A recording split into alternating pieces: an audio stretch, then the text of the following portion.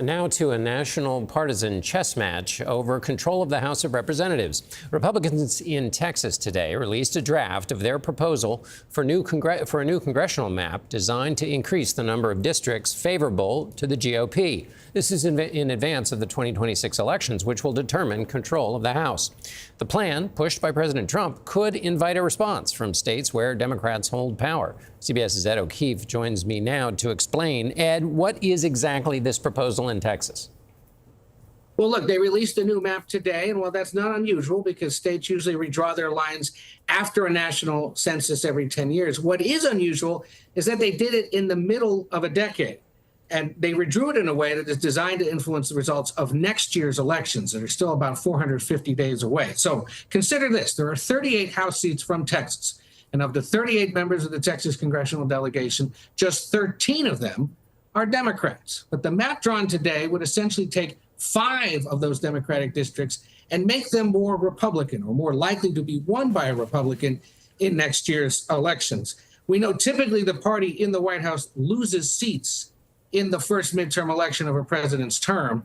But the White House has been pressuring Texas Republicans to do this redraw in hopes of padding the slim majority they have right now on Capitol Hill. Extremely briefly, Ed, any chance it would backfire in Texas before I ask you about Democrats?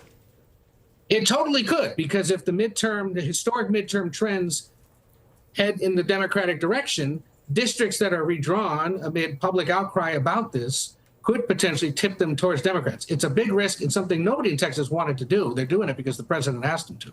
Very helpful. Okay, now to the Democrats. There are Democrats saying, okay, we got to do this in our states. Is that going anywhere? Is that possible? Well, it is. Let's focus first on this Congresswoman Julie Johnson we spoke to in Dallas. It's one of her districts. Her district is one of those that would be redrawn. It's centrally located in the Dallas area right now. She told me 62% of her constituents rent.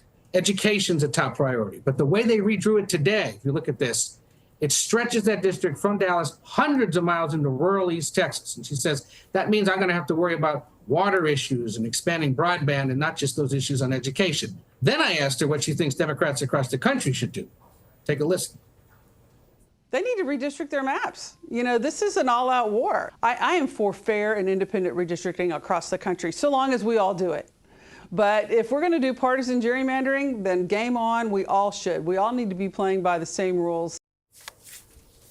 If Texas does it, watch for California to do it as well. They're a predominantly Democratic state. Gavin Newsom says he's willing to draw it such that Democrats pick up more seats to make up for what Texas is doing. We'll see. Ed O'Keefe, thank you so much, Ed.